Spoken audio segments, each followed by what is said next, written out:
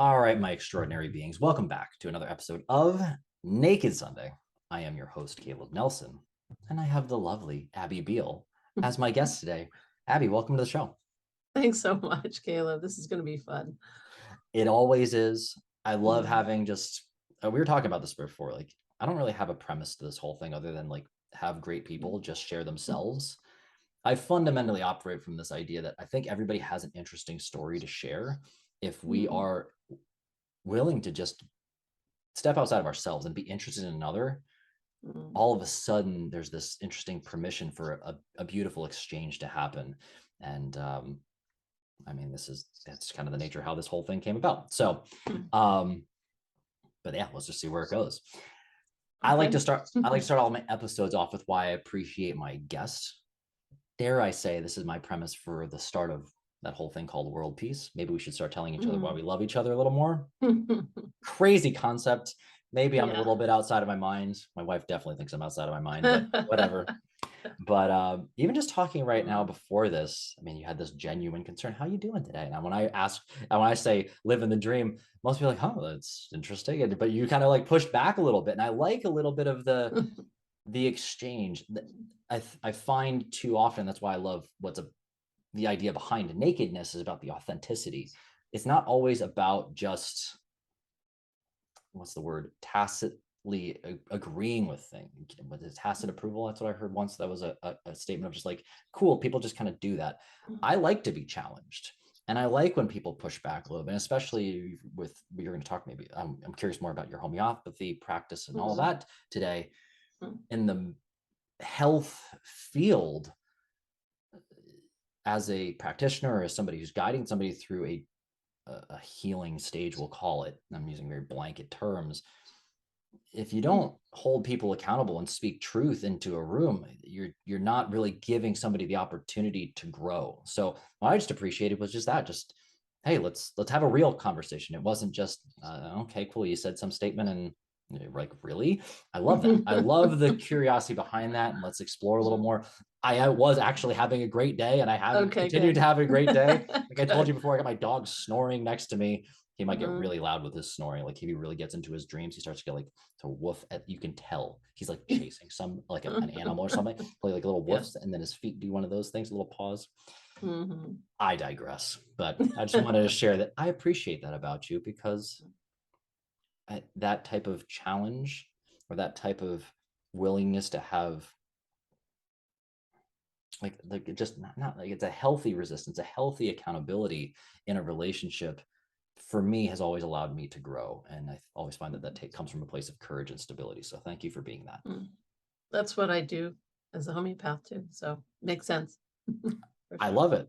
Yeah. Well, then let's get a little bit into that. Like, you know yourself better than I. To share with our audience. I think I do. Yes. I would hope so. So some people think like, well, what do you like? You know me better. I'm like, no, I definitely don't. Like, you've lived your life with yourself. Yeah, so right. Abby, if you could share with our audience, who are you? Wow, that's heavy.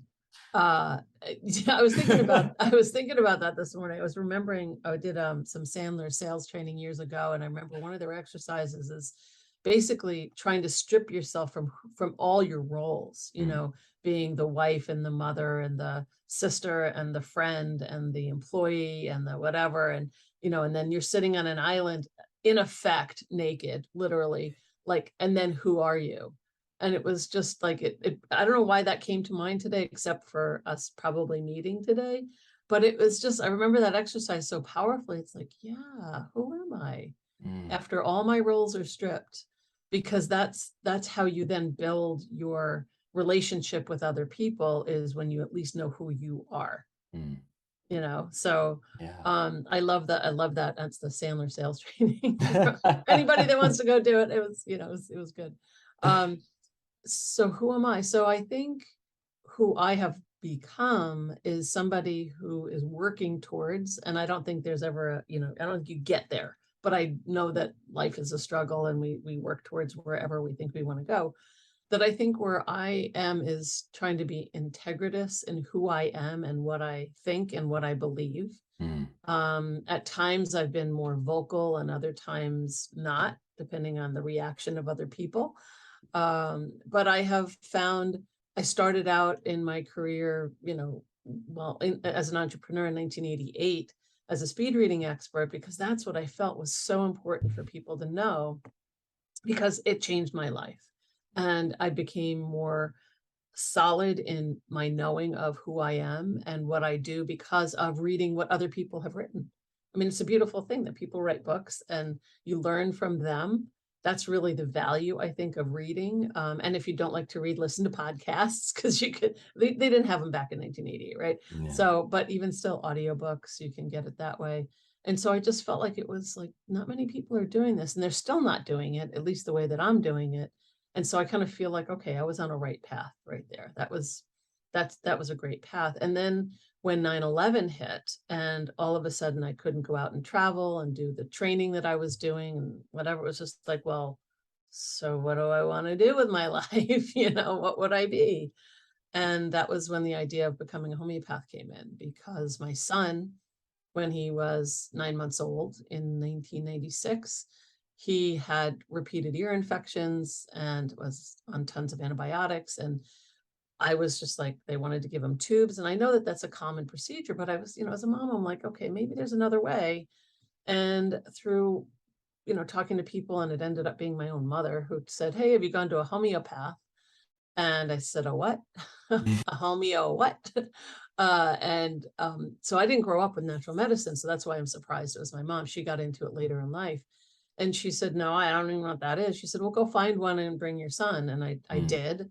And we talked about him. He was, 18 months old at the time. He obviously wasn't very verbal. He couldn't describe his symptoms too well, but we could observe him and know his behaviors and his likes and dislikes and sleeping and stuff.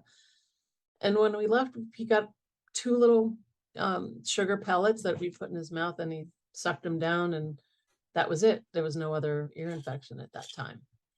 So when that happened, it was just, that's pretty interesting. And then one time, maybe 6 months, a year later, he got sick with something else, brought him back. Same kind of thing happened, got some of these little pellets, and he got better. And so the curiosity started to build. So that's why in 2001, when 9/11 hit, I was like, I think I want to study this. To the chagrin of my husband, who's also self-employed. He said, don't you want to get a real job so we can have insurance? He said, go get a job at a university or something. And I'm like, no, I don't think so. I mean, I could, and I've done adjunct teaching, but I was like, yeah, I don't want to do that. So that was kind of how it all started. Yeah. The journey for the entrepreneur is not for the faint of heart. So I appreciate not one but two entrepreneurs in the household. Yeah. To no avail. Like it's hard. And I'd love to dive a little more into that in a second. But what I really appreciate, I want to first go back to how you described your response to the question, because what I heard in that, when you stripped away the roles, which I loved how you described it, because some people get caught up in like the name of their identity, and it's not like, not even questioning like, well, what does mom mean? Like what's a good mom? Like that's there's so many more layers underneath that. Yeah. But what I heard was you came back to, well, I am these values. Integrity was the first thing you brought up, and I love that, because I operate under a similar premise when I started moving towards that. And when I'm hearing that, is that it allows you to apply those principles in every avenue of your life. So it gives texture to, okay, I might serve this role of mom or wife or teacher or blah, blah, blah, blah. But how do I show up in that role? And if I pivot and I choose a different priority for a specific period of time, it doesn't mean you can't show up with integrity in another place. You just might have to shift that. So I think underneath that, like what I'm kind of exploring in my head right now is like, maybe like an ego death is very different in all of that, because you don't maybe need it, because I'm just going to be this ball of values that I have always felt tied to or bound to and aligned with. It's really cool. So you got into speed reading just because you liked reading? That's what you're saying, or did I miss no, that? I hated to read. No, You I got hated to into read. it. Yeah, yeah. I went through college, hated What? reading, absolutely hated it. When I got out of college, I got a degree in Spanish with a minor in French and business. That's what I got. And I ended up, Whoa, wait, oh, what? What? what? Yes, I hated to read. Okay. But here I'm That's my gonna go story. have two other languages on top of this, and you're gonna have to learn in those languages. I gotta imagine a lot of it was audio, but also reading in these other languages. That's Sorry, easy I though, had to because you like can take a read moment for that. slow. When you read in another language, you're allowed to read slow. So it doesn't matter, Oh, right? okay. Yeah, yeah. Yeah. But when you do it in English, there's this expectation that you can get through stuff pretty quick. And it's like, it was hard for me at the time. Hmm. But I do love languages. I mean, that's also when I look at that and I go, well, I'm a homeopath, and in homeopathy, we have all different weird names for things. And, and our remedies have all different names. And I'm like, but I have such an affinity for that because of my interest in foreign language. Hmm. So I mean, I don't, it was something I wanted to do, was just to learn those things. I don't even know what I was going to do with it at the time, but I Just needed a degree because. in something, right? Right. I mean, Uh, nowadays you don't, but like in most things right. you don't. Because like if you're especially the entrepreneurial lands, like can you prove you can provide value? And you can kind of hack it. Mm, So you true. didn't like to read, and then I mean, the No, I irony used of to, that is no. mind blowing to me. So it's kind of like somebody who has figured it out, someone who like maybe was an alcoholic and then is not anymore. And then they start to proselytize about how Okay. important it is not to drink. It's kind of similar yet different to that, where I used to hate to read. I never understood, and this is my story, that I never understood why anybody in their right mind would want to read a newspaper on a daily basis. Like, why would you want to read more? Didn't get that. And then it was after I graduated from college. I worked for 3 years in two different companies that I just was like, I was hitting the female ceiling. Basically, they weren't going to let me go further. I was just an administrator in both of these places. Mm. And I was like, what do I want to do? And I just responded to one ad. So I think the universe was talking to me. One ad, it said, if you have a degree, you want to travel, we'll train you, please apply. And I was like, perfect. That's like, I want to get out of Dodge. I want to do something different, but I didn't know what the training was. So I apply, I get the job, and find out it's a company that teaches speed reading and study skills to kids in private schools. And I was like, I got to learn reading. Like, really? And so it was like the universe was talking to me. And I said, I want to do this because I was able to travel. I actually met my husband in those travels in Alabama. I spent time in Japan. I went to North Dakota in the winter. I mean, how many people get to do that? I mean, Barely any. barely any. What a Nobody wants gift. to, What a gift. in so many ways. And then become I'm gonna gather became pretty damn good at reading. Well, it flipped my switch of understanding, like, wow, this isn't so hard. Once you have some strategies in your back pockets, like, you can do anything. And so then after I worked with them for 2.5 years, I said, you know what? It's not just for the kids, it's also for college and adults and professionals. And so that's kind of where it all started, was there, because I got turned on to reading from this job because I had a degree. I mean, it's like the what do you call that? The tumble of it, whatever, the domino effect. Not to mention the right motivations, because Yes. well, I want to do all these things. A prereq is I got to be good at this thing. So Mm-hmm. I think that's such a strange thing that so many times in our life we tell ourselves this story, I'm not good at blank.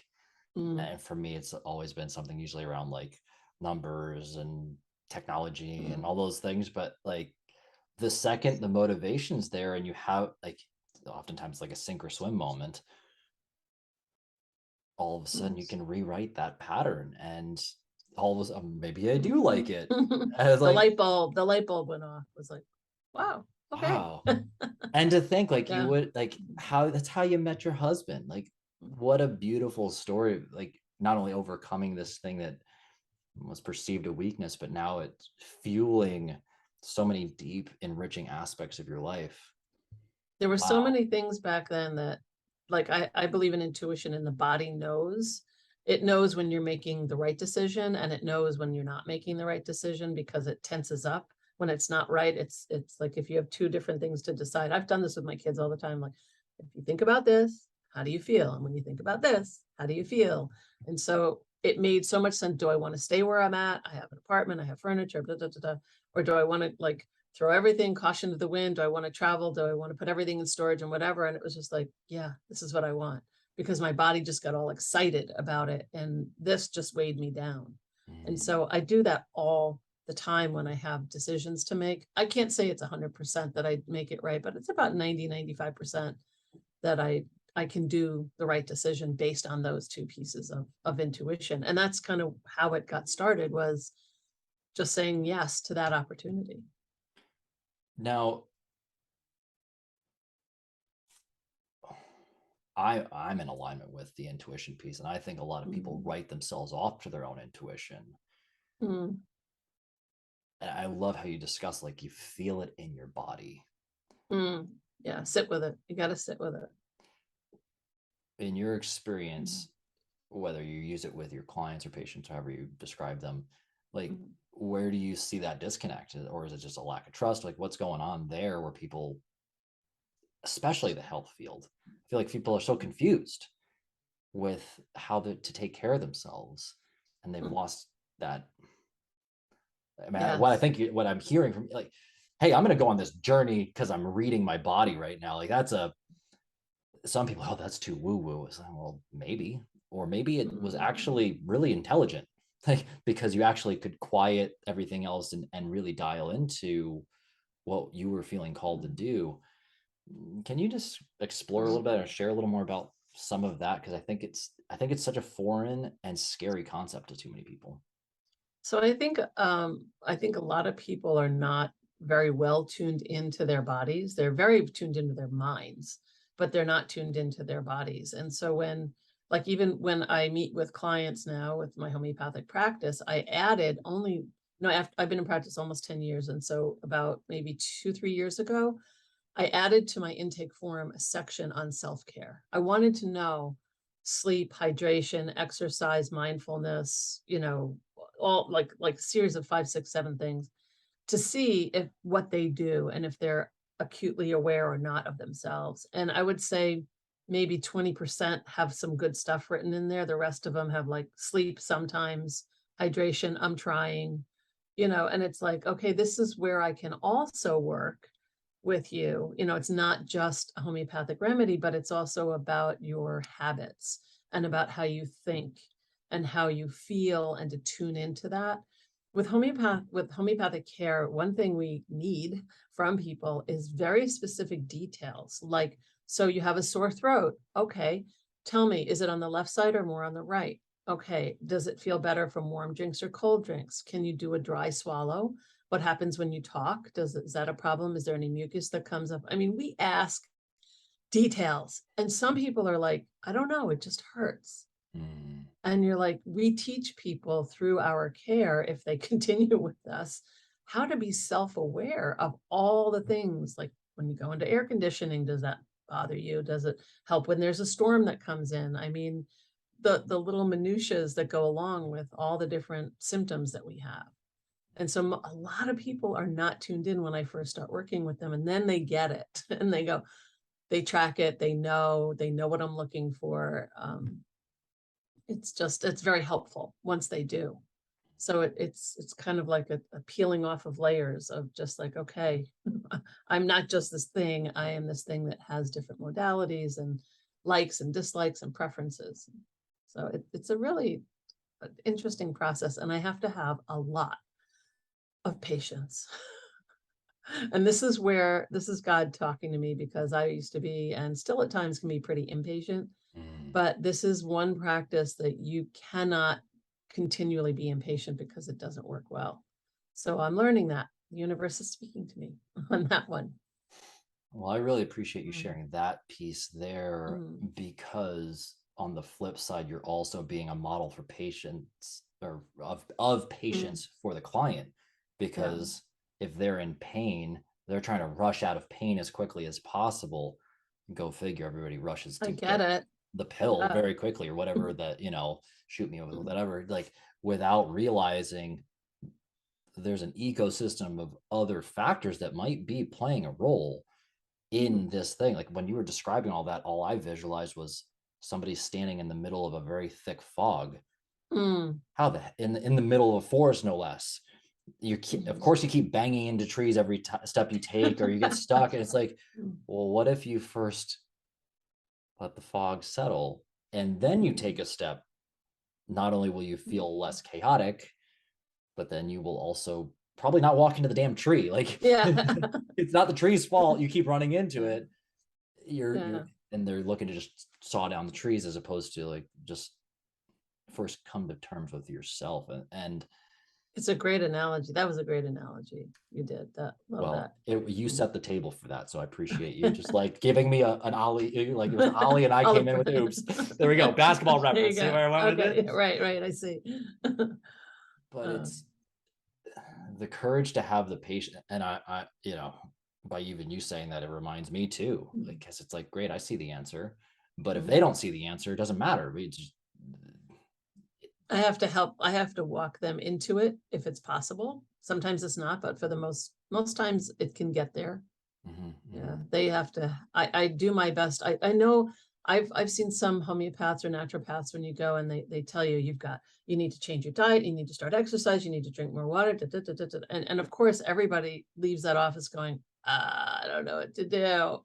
But if that practitioner could say to themselves, okay, what's the most important thing, mhm. the one thing that this person could do right now that would really make a difference, emphasize that and forget about the other stuff until they come back the next time.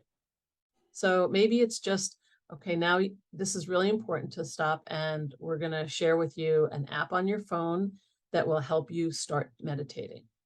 That's it, because you need to stop the craziness. You need to come back to yourself. You need to be instead of do. And this is where you start. And that's it, because that they can do typically. If they really want to, they can. But if you ask them to do all those 5, 6, 7, 8 other things that they also need to do, it's just going to be like, well, forget that, you know. So you got to do one thing at a time. You're speaking to that crash diet mentality, or you're illuminating Mm. that aspect where, what do you say, the 5, 6, 7 things. Great, you slid this deck of 5, 6 different exercises, but they don't even know how to do one thing consistently. You're just a you're really setting them up for failure if you don't just start with the simple things that they already feel overwhelmed. Right. So I'm only coming back to that a little more because I think there, and I'm guilty of it at many times in my career. The desire to play savior for me was, oh, we can do all this stuff and you're gonna get out of pain really fast, as opposed Yeah. to Yeah. like, can we keep you out of pain, whatever, however we're going to define pain. And Mm. I really, I think what you're saying there is so astute for any, especially if there's any coaches, health Mm. practitioners, whomever, anybody who's guiding somebody on a transformational journey from a theoretical pain out into like this awareness and self enlightenment. I would go so far as to say Mm. that patience, it takes courage to just say, here's the only thing. And you said something really powerful. It's like, you need to do less first. You don't need more shit Mm. in your life Yeah. to, we just said why you didn't need more. But Yeah. yet we still want one more thing. And, Mm. oh, I I think, feel I feel so grateful to be the person that gets to look at all that, and to be the one that looks at the bigger picture. mm, And I get the minutia, but I also see the bigger picture. And I had one client recently where they've been in pain like their whole life. Every time they turned around, and it stemmed basically from abuse from childhood. mm, And so when I get to see that, and I said, so what would it be like if you didn't have pain? That's a powerful question for someone that's always been in pain. And they admit, they said, I don't know who I would be if I didn't have pain. And so when that happens, you're like, okay, now we've got a place to start. So then you talk about maybe going for psychotherapy if they haven't already, in addition to working with me. It's like, okay, you've needed pain for some reason in your life, understood. But if you really want to let it go, you have to figure out how. And so it's powerful stuff. I mean, I really feel blessed when I get to do some of that with some of my clients, because I mean, I wish somebody did it with me when I was, in my earlier youth. But you know what? I'm glad to be able to do it for others now when they're willing. Not everyone's willing. Some people push against, but for the most part, they're willing. Yeah.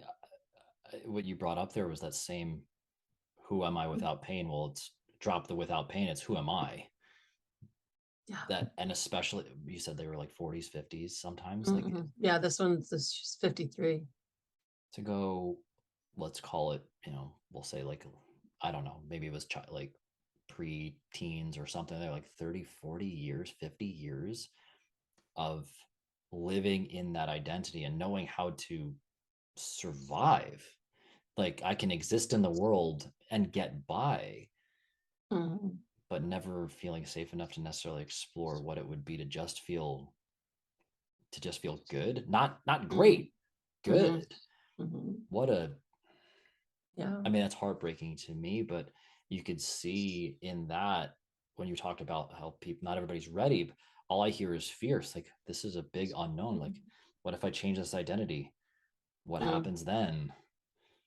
In some of those explorations, what have you found some of those fears for people to be when they do remove that label?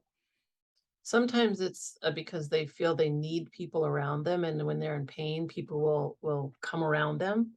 And so Mm, they have to come up with more healthy ways to have people in their life without being pitied, and so they have to figure out who is their tribe, who are the people that they want to spend time with, not the ones that will just feel sorry for them. You know, it's a process, but as they start to get out of pain, they start to figure out on their own. I mean, I don't do it all for them. The body does it too, and the mind does it, but they figure out, okay, my leg doesn't hurt anymore, so I can now go for walks. I can do that. And then as they start going out for walks, their depression becomes less because they're now out in the fresh air and they're actually moving their bodies. And so it's almost like they find ways to fix it on their own once they're out of that pain. mm. Yeah, Not to it's mention really you might meet somebody on that walk that becomes your best friend or right. a business partner or a spouse or who knows. So true. Much Yes. like you said about your journey with traveling, like if Mhm. you never had the courage to just do that. Now you had Mm. mentioned, hey, you had wished somebody had done that for you when you're younger. Do you have any like Mm. maybe not those same type of traumatic experiences, abuse, but like what I can only attest to some Mm. of my own things where I wish I had a conversation around what does it mean to be me? Mhm.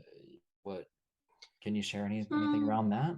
Yeah, I guess when I grew up, my parents were divorced when I was 5, and there was definitely some uncoordinated understanding of what was going on. And then my mom remarried when I was 8. And so having a stepdad around that was less than warm and fuzzy, he was more manipulative than anything else. I mean, he didn't do anything sexually, but there's definitely some emotional coerciveness that was in my life for sure. They're from New York, if that helps any. Hmm. Manhattan in New York, Long Island, like, yeah, like do it my way or the highway kind of thing. There is a brashness Yeah, around that area. there's definitely, and I worked really hard to get away from it for sure. I think, I do think that there were people who were helpful to me, but it was more as I got older and I had some of my own friends and like my husband too, and just kind of working through some of my own stuff. I know there are a lot of people in the world that get lucky and they have like mentors, Hmm. people who can really help them grow. And sadly, I've never really had one. So I've done everything kind of on my own. I've Wow. had people I've listened to, from books that I've read and podcasts I've listened to, and I've gotten some great ideas, but I've never had that one person to call to go, hey, I have this thing. What do you think? On the flip side, I've been the mentor for several people, which has been very Hmm. helpful for them, and I'm glad. But if I could change one thing for me, it would have been lovely to have somebody to walk me through all the stuff that I go through, but I also give myself credit now for doing it on my own. Hmm. So yeah, it's kind of weird. So sometimes you wish you had somebody that could help you through things. Well, out of curiosity, especially since we're both at the we've attached that label a little bit of entrepreneur into our lives. Oh yeah, totally. A little I had bit. a little bit. Maybe it was Just a you little and I bit. discussing this the last time we chatted, but I've heard it said several places in slightly different manipulations of this. But like entrepreneurship is almost like an excuse for paid personal development, because you have to learn to like to Yeah. make your business work. You have to learn how to, in many ways, become a,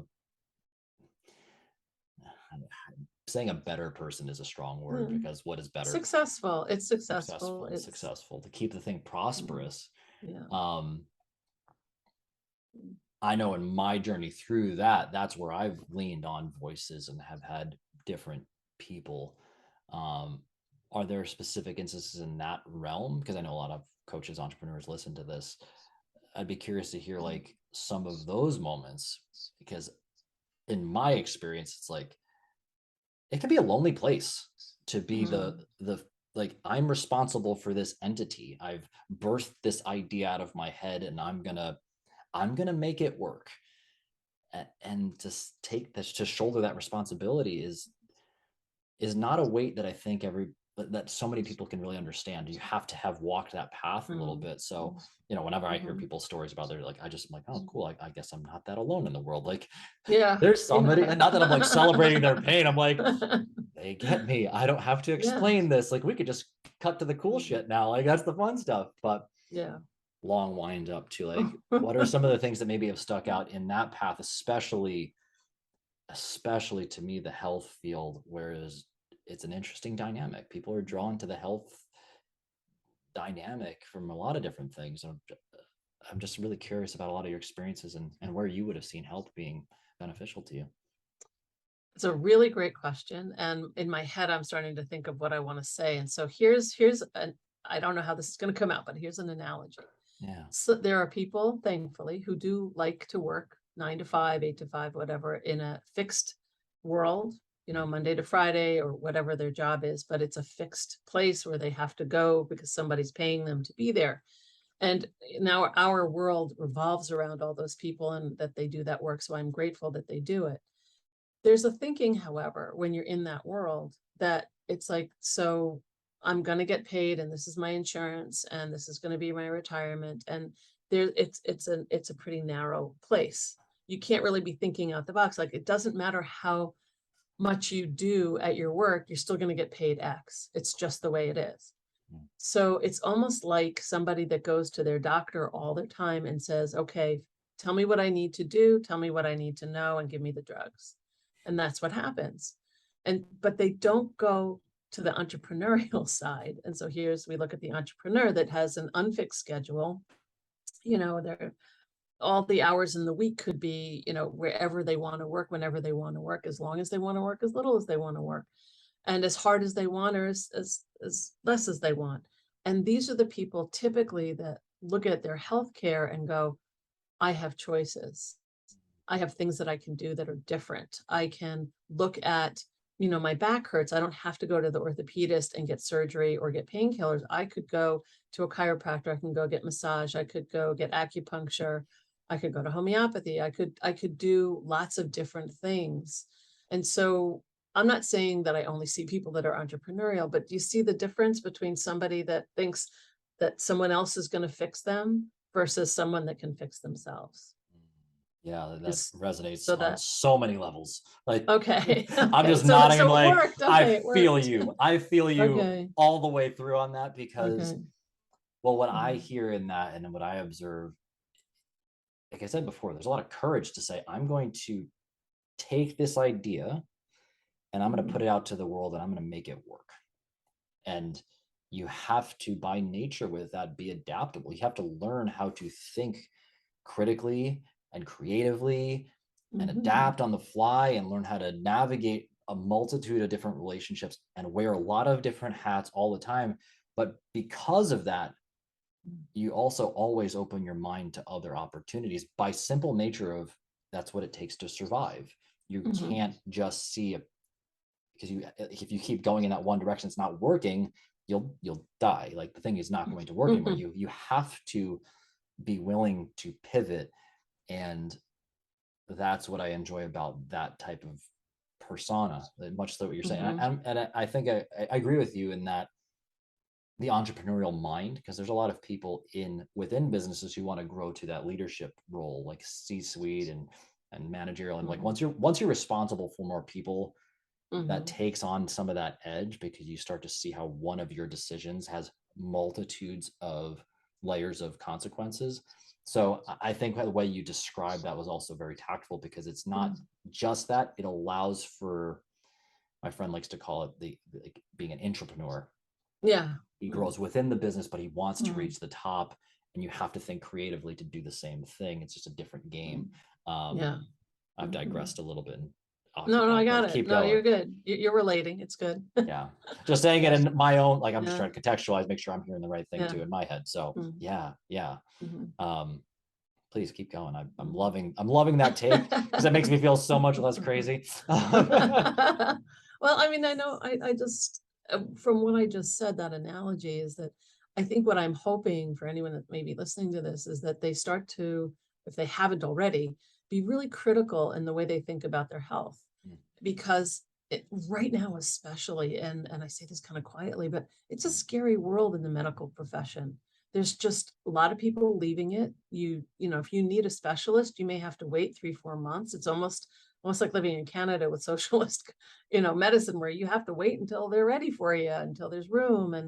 And I feel bad for all the ones that are still working because they are overwhelmed. And so, and they only have, so not only, their tools are they're wonderful tools. They have surgery, they have testing, and they have pharmaceuticals, but they don't have the other stuff that other modalities have. And so it would be really helpful for everybody to question anything that anybody suggests, be it me or a medical doctor or a naturopath or whoever else, and say, does this resonate with me? Do I want this to be a part of it? Where else could I go? And understand too that sometimes people are limited because of money.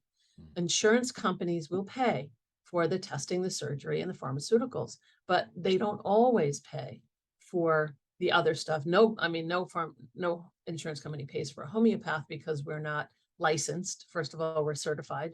But number two, we spend 2 hours with our clients on our first appointment. They can't reimburse for that. It's not even worth it.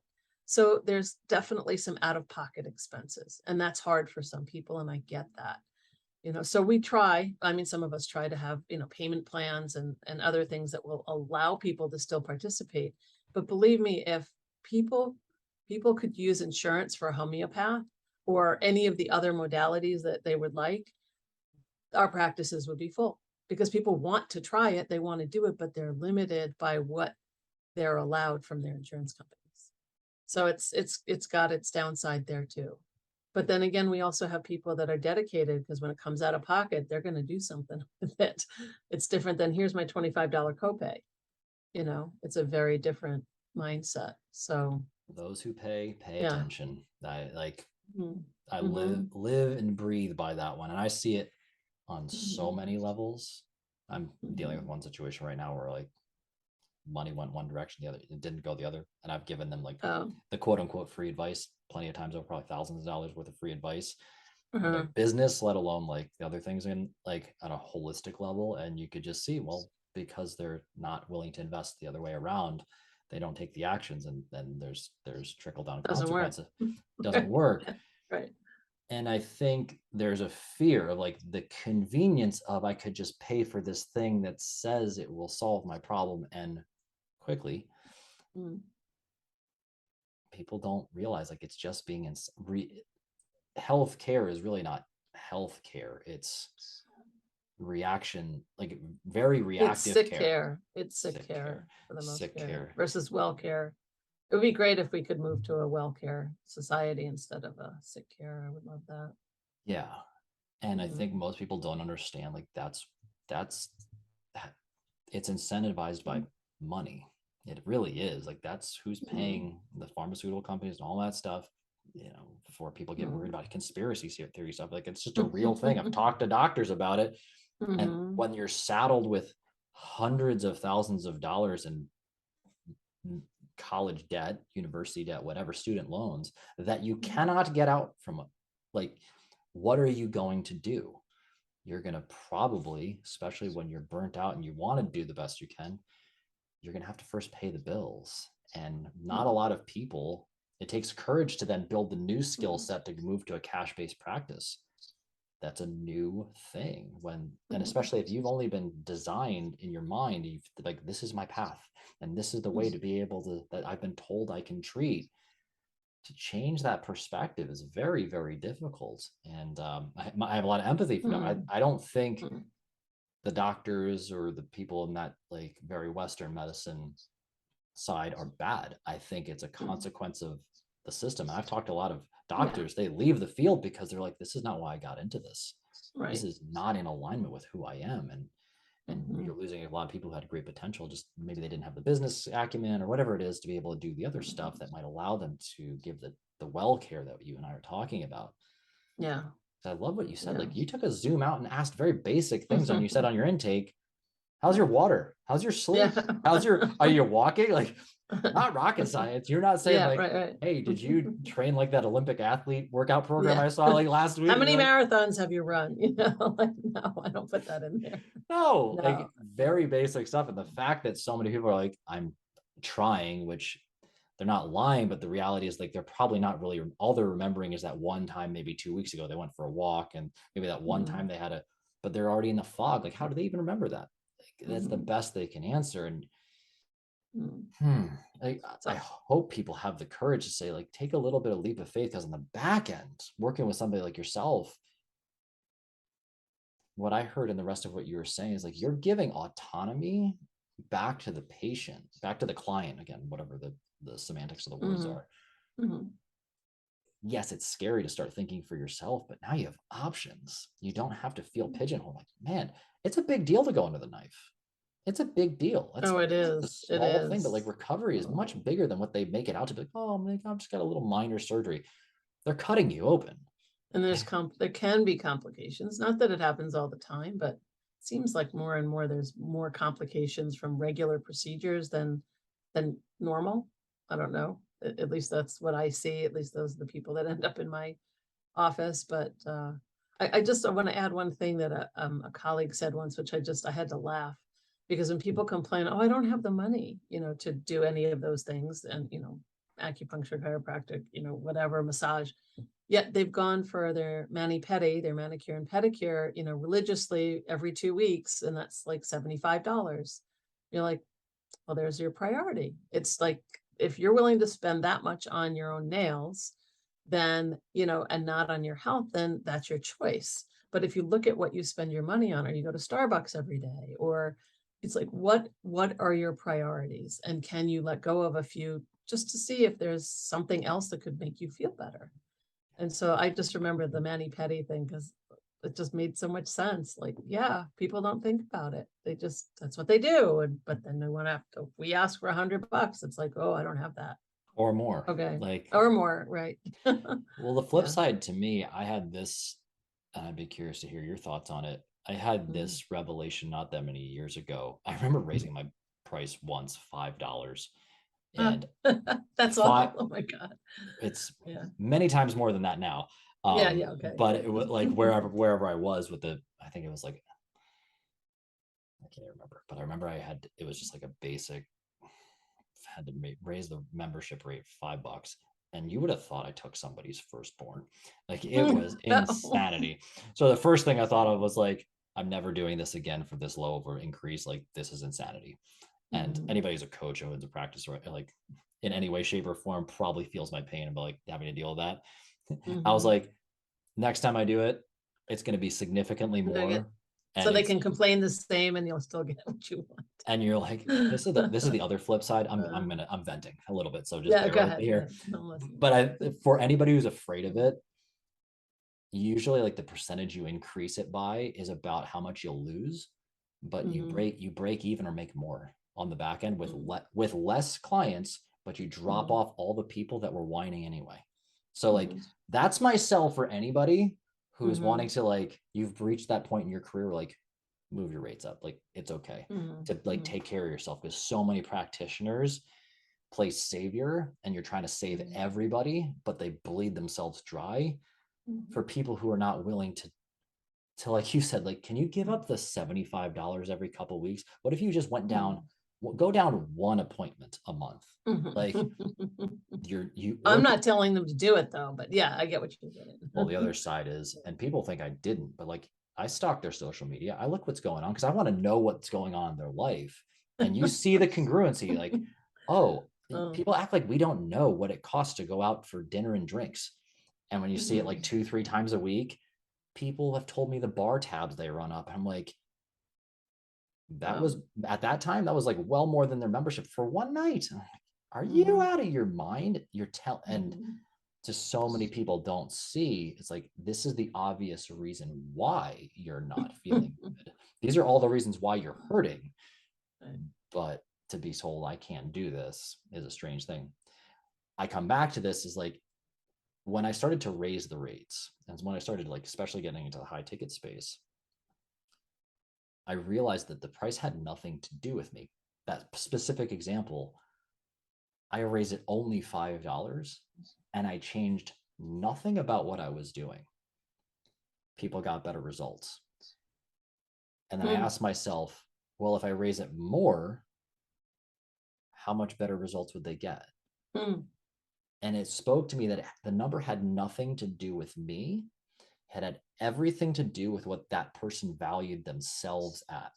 Because they're saying, I'm going on this journey, while it might be a weight loss or getting more in shape, whatever the thing is, it's leading to the next step of my personal growth. That person inside of me is worth that. And I'm committing to this, I would call it like a spiritual sacrifice. I'm giving over this resource in an exchange, in an abundant exchange for like the love that I'm going to receive from myself in return, in the journey of putting in the effort and the exercise and the, all that stuff.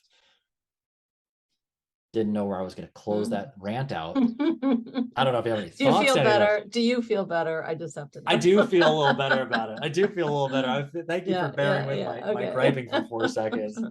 You're all But good. I mean, anytime, like, that's usually been my thing. Like, if it's going to sting a little bit and I hurt, like, I'll just sit back and, like you said before, like, I'm going to go home and meditate on this. And if I sit with that pain, it's like, oh, if it's staying with me, it's probably calling me. It's probably telling me, hey, maybe it's time for me to step up. I'm being asked to compare these behaviors over here that, while they're not just like, I'm not dying today, in the future self that I want to be, I am holding myself back from becoming that. Am I willing to exchange and make some minor sacrifices for this massive gain on the other side? Officially, the rant is over now. Another mini rant on top of that. Please, let me add to this, just not a rant, but just to say that one lesson to learn from that, at least I did, is that when there are people that, I have a free 15-minute consult where people will talk to me and just, is this going to work for you? What questions do you have? I give them my fee structure. And they're like, oh, you don't take insurance? I'm like, no, I'm sorry. And I say, you can split it up over a 3-month period, whatever, blah, blah. And then they're just, it's like, I know I can try my best to help them, but if they choose not to work with me, or even when they do work with me and they go through their first 3 appointment package and they're just like, I mean, they're doing some great things, but they're just choosing not to go forward. I have to just say, it's not my path. It's not my journey.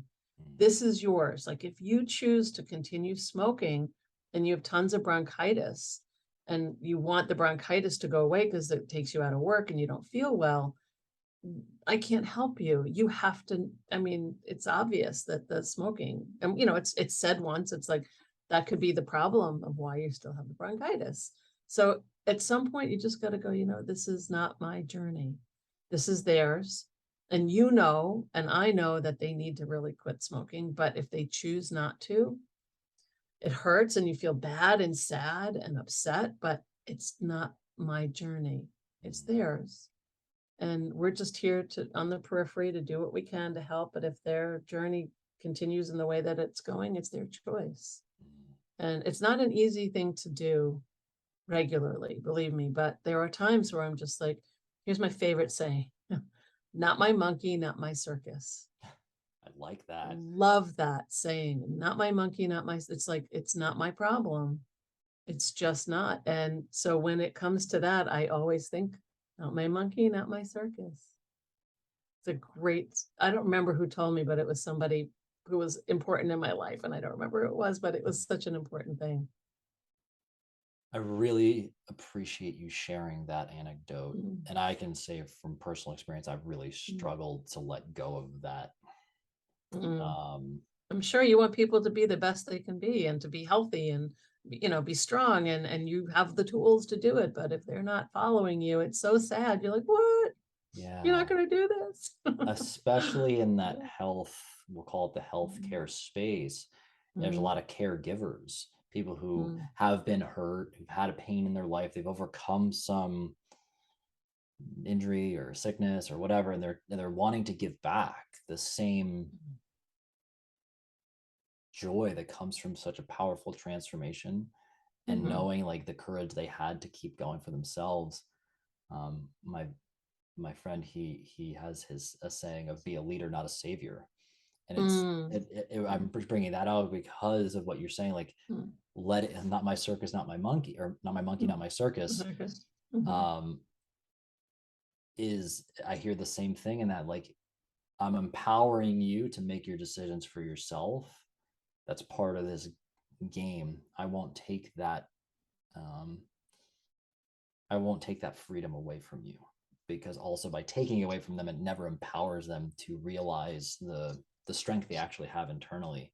So I really appreciate you taking a moment to bring that anecdote out, because it's mm, really hard in the health space. It's really hard with so many loving, caring people. And I mm, did my rant on the pricing thing because I see so many coaches and practitioners, trainers, whatever title you use to promote yourself, they charge next to nothing and barely can make ends meet, trying to play savior to mm, so many people who aren't willing to also take the steps in their own journey to take responsibility for themselves. And mm, I having had to grapple with that numerous times over, mm, seeing the difference in the results from the people who mm, are willing to take that onus upon themselves and take this growth journey by the reins. Man, it's you. I mean, those are the people that get you amped up. You're like, whoa, this is what's mhm. possible. And like, Mhm. it's so much easier to keep being that cheerleader in that space for them, because it's cool, because I just like It's a good leader versus savior. I like that. That's kind of like the more mature version of the the monkey in the circus. I like well, it. my buddy, Yeah. he's my best friend. He was my Mm. I mean, hell, he coaches me still, and we Mm. owned the gym together. um we call him dad, so if that gives any indication of Okay. where it goes from. Yeah, yeah, He's yeah. been always like, I'm very much like this, like kind of like amplified energy. He's more of a grounding energy that's very like Mm. steady, methodical. I've watched him. He does a lot of Mm. consulting and business coaching for people, financial. Like, Mm. it's just brilliant. Like, I've never watched somebody break down systems and information and then also make it very palatable to people in a way you don't feel like Mm. a complete moron and like a child, and or shame or guilt. So anyway, leader, not a savior. Ian, if you're listening, Daddy O, whatever you want to be called. Have you interviewed him? I just wonder, is he He on your was. podcast? Which He was, episode did he okay. come on? Well, I want to do maybe by the 'Cause I time want to this. listen to that one for sure. If you can remember the number, Oh, whatever. he's early on. Maybe he's in the 10, 11, 12, somewhere in there, maybe 13. His name Uh, is Ian. Ian Ian. Hogan. Yeah. I Okay, mean, I'll just look for that. I'd lie down in traffic for the guy and he wouldn't even have to ask. Oh, Um, oh, there's a wow. lot of, Ian That's is awesome. truly, Mm, he's truly a special person that I've, mm, again, talking about this entrepreneurial space, like, it's a lonely spot, but many places in my life, I think I told you, I grew up in we'll mm, call it a cult, whatever. I've walked away from mhm, family. I've walked away from a first business partnership. I've been in very lonely places in my life. mm. He's one of those people who allow me to feel not crazy for a few minutes and be like, cool, all that cloud of like That's ideas and great. excitement, Mhm, we're going to make that really simple. And you like that kind of thing. But like, mm, we went into business together when he had his first little boy. I would literally carry his child into accounting meetings. And we would walk into Chipotle. He'd give me a little slap on the ass. Everybody thought we were like the gay couple of Clifton Park. Oh my Hysterical. God. Loved it. Loved it. But he's Uh, I'll introduce you to him. Ian's Sounds like a really cool person. I Yeah. can't, I mean, truly just I'm really, really blessed to have a friend like him in my corner. Mm, Yeah, nice. I'll make a connection after this. So anybody else wants that, it's we call him dad. Cool. It's hysterical. I've digressed in 9 different Okay. ways, but forgive me. I'm very excited. I'm just really enjoying your company. Like I Oh, told you I love thank just you. conversation. I was excited about Mhm. all the things, especially when we get on this health space, because Mm. people get so caught up. Like the thing right now is generational wealth, but I've been talking like very recent about generational health, because to Oh, right. me, to capture generational health, you must pass through generational wealth. You must Mhm. know how to be a responsible steward of resources. But everybody uses the statement health is wealth, because at the end of the day is all you don't care about the money. You're like, I want to use the bathroom by myself. I want to still be alive and walk my kid down the aisle, or any of those things. You're like, you want to be there when we think about quality of life. So there's so many correlations between the two sides of financial well-being, but also physical well-being.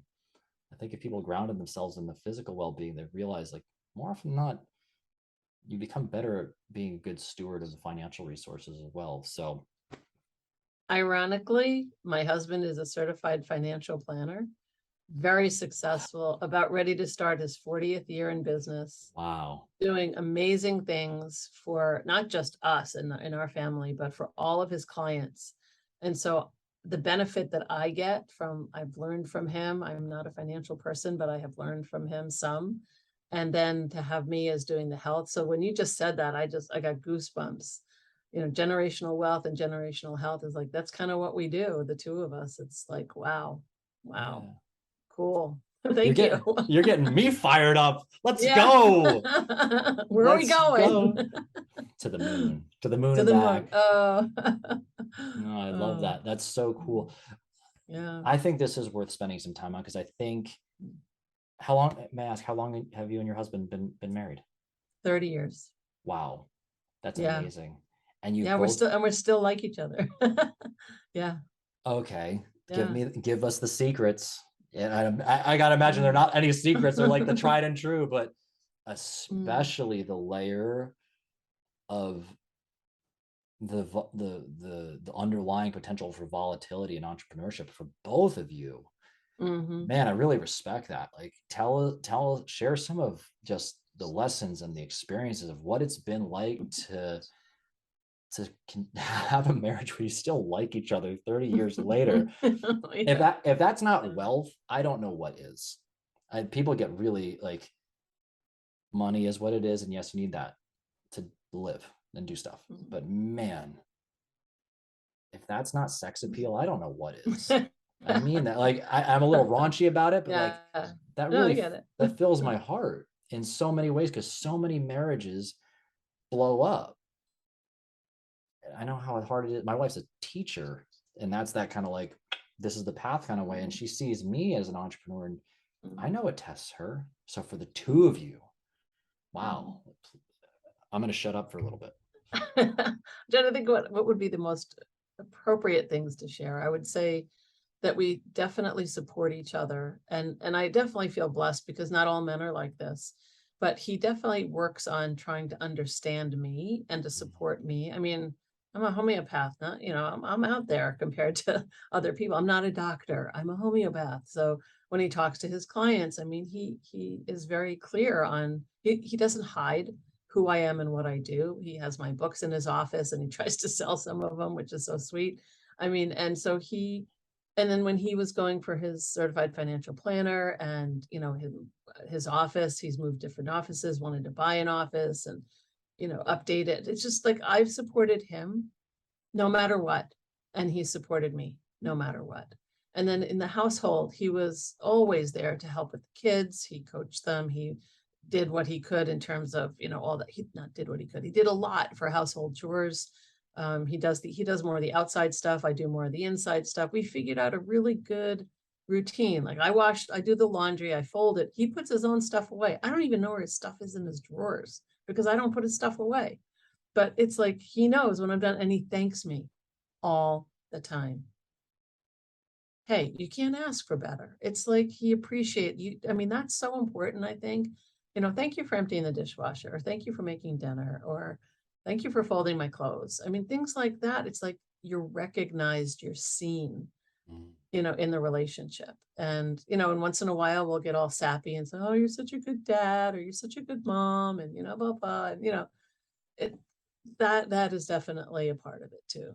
And then spending time alone. For anyone that has kids, I'm going to say it's so important to not just be there all the time for your kids, because you need to have each other. You're the pillars of your relationship. And we found that out early on, is that we needed our time to come back to us in order to be better at who we were as parents. So we would we started to have date night, and then we started to have, a couple of nights away, and my parents or his parents would take care of the kids. And it was just one of those things, like we balanced it out. It wasn't like, oh, I can't leave here, I have to be here for my kids all the time. It's like, we are, but we also need us. That's part of self-care. And so that worked out well. So those are some that come off right at the top of my head. How's that? Oh, it's beautiful, because what I heard in there is there was defined roles and responsibilities. There was meeting specific needs. So I heard love language, as you said, feeling seen. He Mhm. was really trying to understand you. I think those pieces about really being curious. Mhm. But I also think, I mean, and all the times I've coached, half the time say, like, first thing you need is your homework assignment is go on a date, have a date night Yeah. with your significant. It's Yes. And people, like, their Yes. eyes go like, what is that? Or like Yeah. it's to me it's heartbreaking, because why should, like, Um, that why is that a joke yeah. that we have to laugh about? Like, wow, you mean you haven't made time for the relationship that birthed the life to these beautiful children. You Mhm. still have to feed that energy of what that relationship was, that marriage, that coupling that brought that potentiality to reality in the first place. It doesn't just keep happening, it has to be nurtured. And I got to imagine, so I mean, what I'm hearing is allocating specific quality time there. And I got to imagine there, and I forgive me if I'm wrong, but like, also probably you said a lot of alone time, like also making alone time for yourselves as Oh, individuals, yeah. not just the partnership. Yeah, I mean, he plays golf, and he does some with his friends, and he goes to, football games and basketball games. And I go to a few, but it's not my favorite thing to do. Yeah. And I'll go and I'll do retreats, and I'll go do yoga classes, and I'll go have lunch with friends. And yeah, and it's really good for us to be apart sometimes. Really, definitely. It's good. Yeah. I mean, having But a I'm relationship with yourself is a good idea too. Yes. Oh, totally. It totally is. And I think, like with my husband and I, we just really find our time together when we were younger, when we had the younger kids, and spending those date nights and our nights, away from the kids, has allowed us, now that my kids have both graduated college and out of the house, that we still like each other. There are people that they only liked each other when they were younger, and then they outgrow each other. That can happen.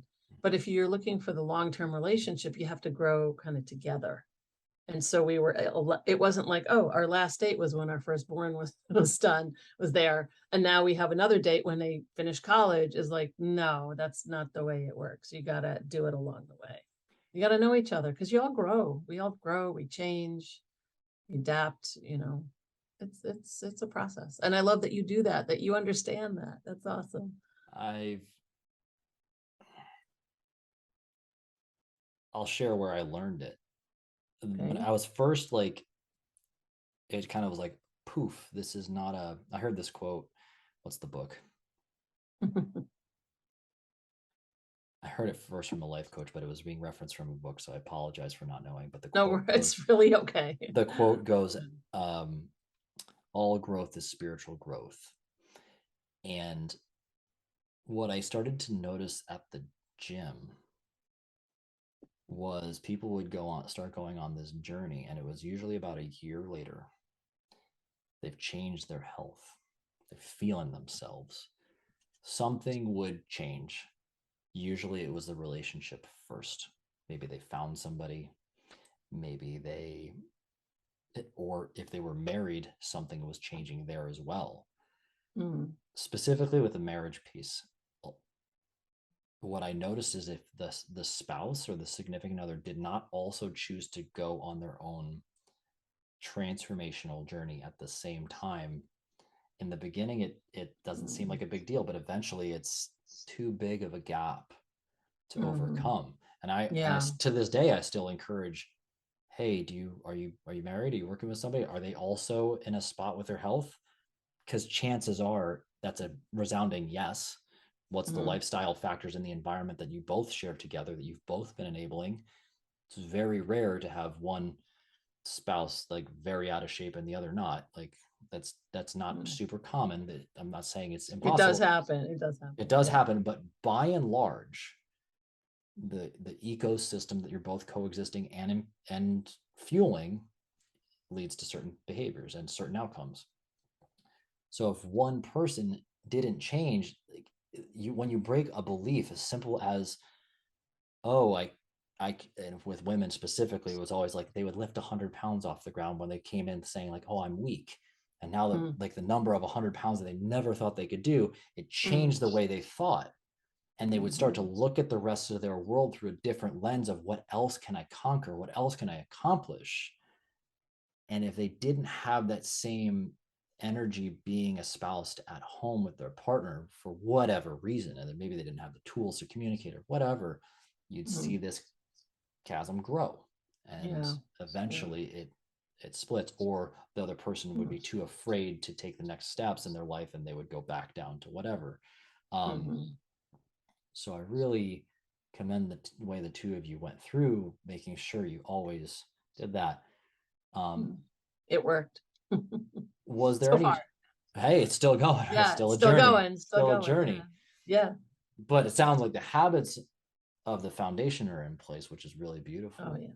Mm. Was there a challenge, because I've worked with a lot of parents at this point, was there any challenges in setting some of these, like as you take on this new role, responsibility, title of mom, parents, Mm. was there any challenges in terms of setting those habits in place? Or was it because maybe like your health background or your other teaching, coaching background and his, I think of that type of long-term thinking, proactive, not reactive type of care, what were some of the things that you struggle with, or have you seen other people Mm. struggle with when those kind of intersections in life happen? So you mean when he goes one way and I go another? Is that what you mean? If Well, it that was really happens? like, well, I hear like thinking about like taking a date night. Was there ever a Yeah. struggle in like continuing that habit through having children, and that, was there any guilt, any shame? Like I've heard all those types of things, or was that just something Mm. because you already had a foundation in place that was solid, it wasn't a problem? I'm gonna say most of the time it was fine. There were some times when I would say to my husband, "Come on, let's make a plan for Saturday night. Let's just you and me." And he'd look at me and go, "Why?" Hmm.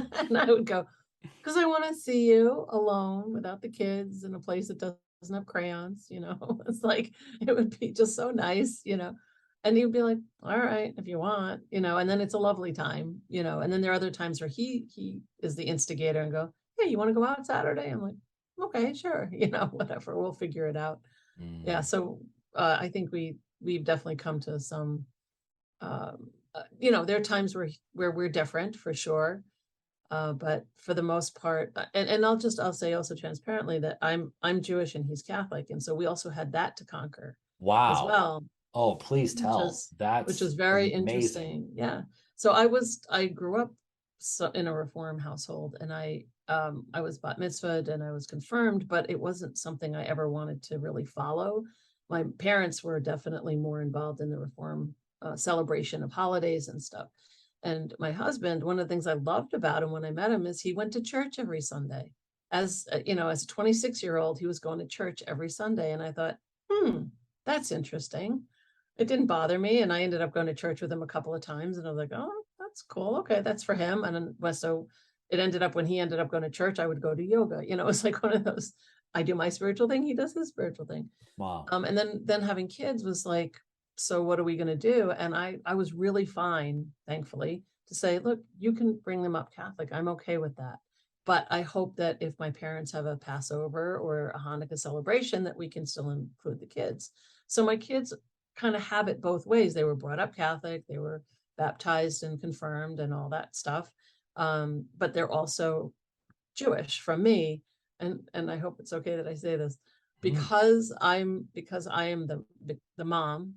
They are technically born Jewish, even though they've been baptized. They both went on the trip to Israel Mm. that Jewish kids are allowed to have. And so Mm. they, I forget what it's called. Oh, God bless me. I'm sorry. I don't remember what it was, but it's just a wonderful opportunity for Jewish people, young people to go, and they get a 10-day trip and they learn about their heritage and they learn about, the place. And then they come back and it's like, it definitely was, they have such a cool upbringing. I don't Mm. know. I think they have a little bit of both. They have a lot of Catholicism and a little bit of Judaism. And I think, and they're okay with it right now. They're figuring it out. Wow. Yeah. That is so cool. Like, I think I really appreciate you sharing that. The openness And the around whole that. world is going to be hearing this after. And I'm like, it's true. It's just the way it is. I So, love everything about it yeah. Mm. because we're in such a day and age. I think I told you I grew up in the Moonies or the Unification Church, right? Yes. Yeah. And what I'm hearing, especially like where I'm at now with my relationship with my parents, I have a wonderful relationship with them. Mm. But That's great. I also see my father and my mother very different about their spiritual Mm. practices. We'll leave it at that. But Okay. the beauty of, Mm. and they both have told me that individually they believe they each have, from their own words, they have a successful and happy and healthy marriage. And they've said like it's about more of a common goal. Do we want the same thing? And being able to respect the other side for their differences. And I'm sharing all this and really, really admiring what you're talking Mm. about because in a day and age where everything is right, wrong, Mm. black, white, blue, red, good, bad, good, evil, like whatever, like it's Mm. just like all or nothing. And there's not a conversation, there's not a curiosity, there's not an openness to explore. No wonder there's so much combative nature. And it's a lot of love Mm. versus hate, but we know that Mm. that's like, or not even love versus hate, it's a lot of hate met with other hate. And we Mm. know that doesn't work. It's like, cool, I'm going to pour more gasoline on a fire. It's not going to neutralize this thing like an acid and a base would. Mm. And I know from my own perspective, and what I'm hearing from like your children's experience, which I gotta imagine is really cool, is that they could see different perspectives and how they can get along. Mm. Not this is right, this is wrong. It's this is how we're making it work. Mm. And it sounds like you're both open to like they're gonna kind of go on their own journey too, because that happens too. Like they're gonna, but now they have Yeah. perspectives and they have context and they can have positive experiences with both. They won't necessarily look at Mm. one camp as like bad versus good and be like, I have to be part of this, but what if I don't agree with Mm. everything? And then like, I appreciate you sharing that. And Mm. yes, of course you were allowed to share. Like, you're like, I don't know if you want to talk. I'm like, hell yeah. I think we need to have more of what you just talked about if we're Mm. going to get people to actually meet somewhere and have a meaningful, healthy conversation. And it doesn't Mm. have to be the extremes, though the irony is that extremes are acting very much the same because Mm. they don't see how similar they are. Yeah. Right. So wow, I Yeah. loved what you were sharing there. That's Thank you. I don't think I don't share that with many people, but really, it just kind of made sense to me to share it here, especially with your upbringing as well. yeah. And also because my husband and I have made it 30 years and we have this incredible beginning difference, Mm. that a lot of people would think that's a game changer. So it's not going to happen. We were even married by a priest and a rabbi. Who Really? the heck? Yeah. And my Wow. mother-in-law's backyard is how we figured it out. It was just like, Wow. we were met with love from both sides of the family. My mother would say, so when are the boys being baptized? I want to come, and my mother-in-law would be like, so, it's Passover, what can I do to help with that? And I was like, nothing, because I'm not doing anything, but thank you so much for paying attention and saying Happy New Year, even though I don't celebrate as much anymore. It's like there was definitely a lot of love on both sides. So we were not vilified for what we did and our choices that we made. And that also is a testament to both sides of the family. So it wasn't just us, it's also the people on the outside. They were helpful. I hope you talk about that more. That's just I'm just some dude here in Saratoga, Albany, whatever area. Like, I'm whatever, my one voice saying it, but I really hope that what you're talking about can have more of a voice, because a lot of people talk about being accepting and loving on each other, but then when push comes to shove, the second there's a mild ideological difference, demonized, ostracized, kicked to the curb. So yes, this is where people need to be more self-aware. If they want peace, love, and understanding, they have to have peace, love, and understanding. They can't just think it's something that's out of reach. You have to practice it. Yeah, and it's like you have to look for the similarities to both sides. And I think there's just so much beauty in everything you just shared there. And I mean, I just think about how many experiences the trip to Israel, you said, where they got to go and do that. Like, if there was animosity, like, maybe that would never have happened, and maybe they would never have been able to have a really powerful experience and have more perspective on the world. And now they can see the way two things work. I mean, I speak French, by the way. So when you talk like, and all that, it's like, I've been to France a lot, I've traveled, but much of the world, you start to see that there's a lot of different ways that people are living. Yes, it's technically working because they're not dead. Like, that's a good way to look at it. Yeah, it's just different than the way you would want to do it, for sure. But we're just they do it defining differently. we're defining working versus like what's optimal. Well, it depends on the individual. So really appreciate that. And I think that the underlying concepts, religion is one of those things where people get like really about, but like people get so dogmatic the same way about everything, whether it's a diet or like, this is the way it has to be and it always must be, and if you're not all the way that way, then you can see why people don't stick to any consistent behaviors, because all they're stuck in is like, this is this narrow myopic way of how life has to exist, without ever questioning, well, what if I just expand my purview just a bit? And what if I explore these regions just a little bit? And what if they're not all that wrong? And what if they're just okay? And maybe I'm not going to fully adopt all of it, but if that one practice really gives me a little more maybe spiritual connection, or maybe helps me hit some of my health goals, maybe this little piece helps me with my marriage. What if this little piece helps me with my financial goals? It's being able to take the small little lessons out that, but if you've just kept the blinders on because it's all or nothing, this is the only way, you miss out on so many beautiful lessons from so many really beautiful people that probably just want to help you. So right. It's about the risk taking that a lot of entrepreneurs are that's what they do. I mean, in order to be an entrepreneur, you're taking risks. Excuse me. So I think that people who don't go there are probably not entrepreneurial minded, first of all, for the most part, not all, but some.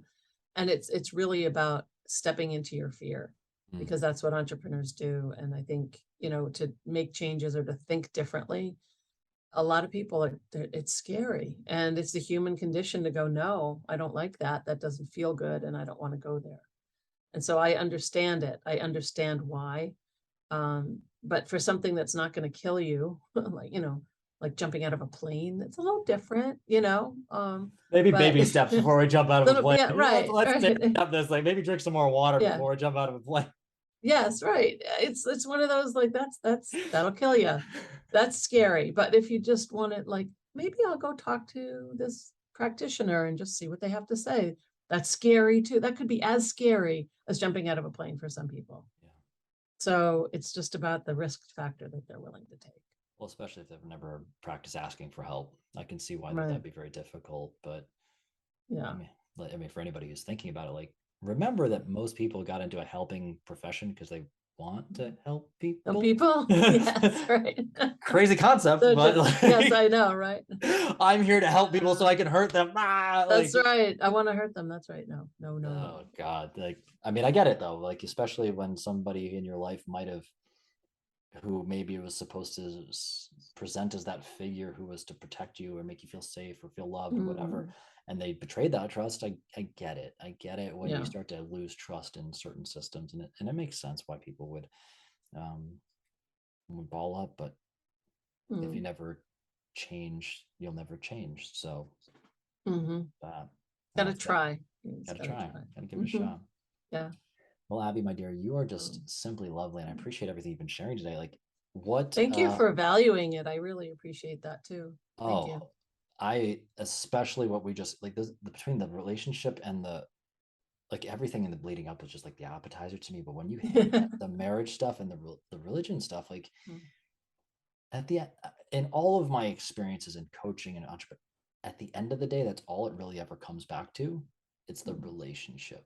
That's what everybody's freaking out about at the end of the day. And they're worried, am I going to lose my friends? Am I going to lose my kids? Am I lose my family? Am I going to lose my significant other if I make these changes? And they get crippled by this anxiety, and they forget that it's just about going and having a conversation with the person you love. But everybody wants like this magic recipe, but it's just like training. It's just like going on a health journey. You got to put effort and love into that, and using a backdrop of the what everybody is so afraid to talk about, things like religion and whatnot.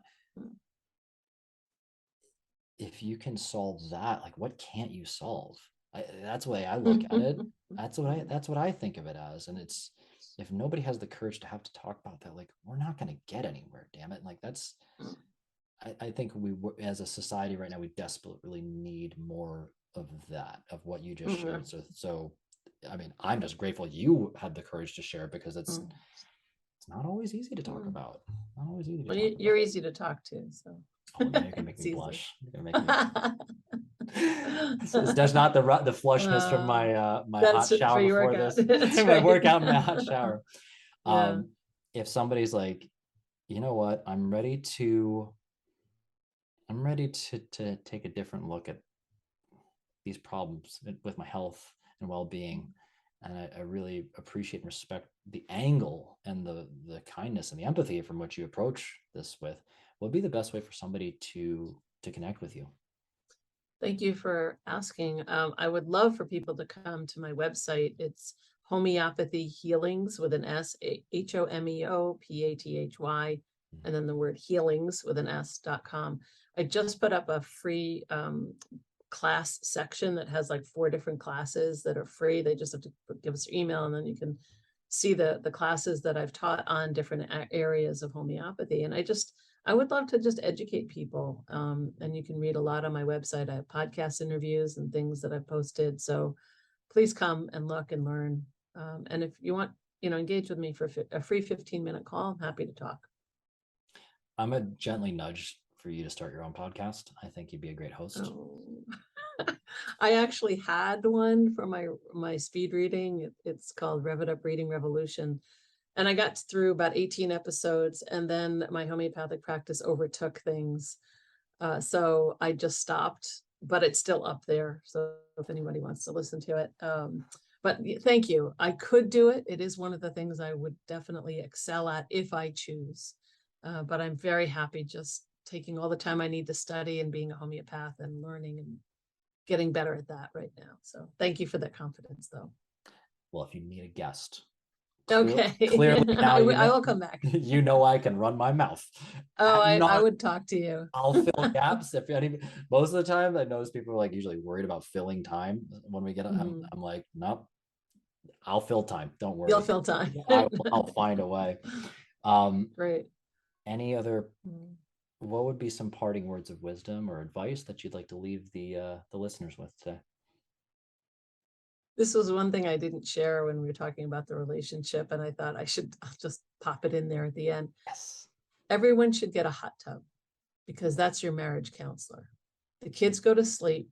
You go in there, and if you choose to wear clothes or not is up to you, bathing suit or not, and you go in with your significant other, and you just like you don't have a phone, you know, you don't have your computer, you're out, it's just the two of you, and you get to have really good conversation.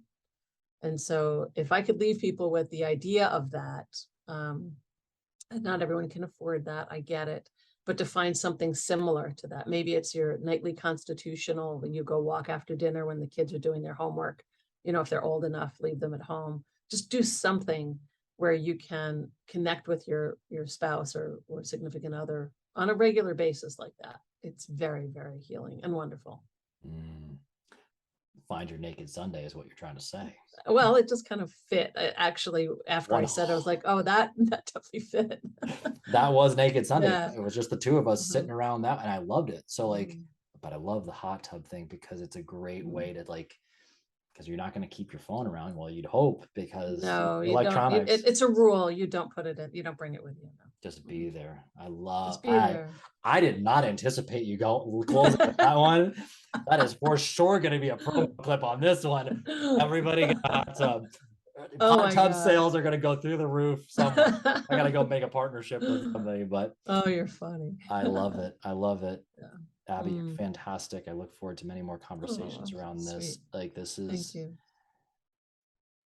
I hope people especially take those last couple things to heart and put the put the things that you say you care about the most first, just like you did, and have the courage to to be open to different opportunities, because it's I really heard a lot of love and beauty and all of that, and that's, I think we need more of that in the world. And thank you for just being the person that you are, because it really inspired me. I'm really like, my heart is very open right now, and it's Thank you. it really comes from a lot of that. That's Just lovely. your willingness to share that, it really meant a lot to me. So Thank you. everybody, please go check out Abby's website, connect, be part of that world. Take care of yourself, for the love of God, people. Yeah. Take care of yourself. Get the help you need. Yeah. Help us to help you. Help us to help you. Help me to help you. One of those things. All that I stuff like will it. be Yeah. in the show notes. So if anybody's like couldn't type it in fast enough into their phone or their whatever, I'll put that in there. You're fantastic. I look forward to our next conversation. So are you. Thank you. Thank you to everybody for listening. And I remind you all, till next time, to love everybody.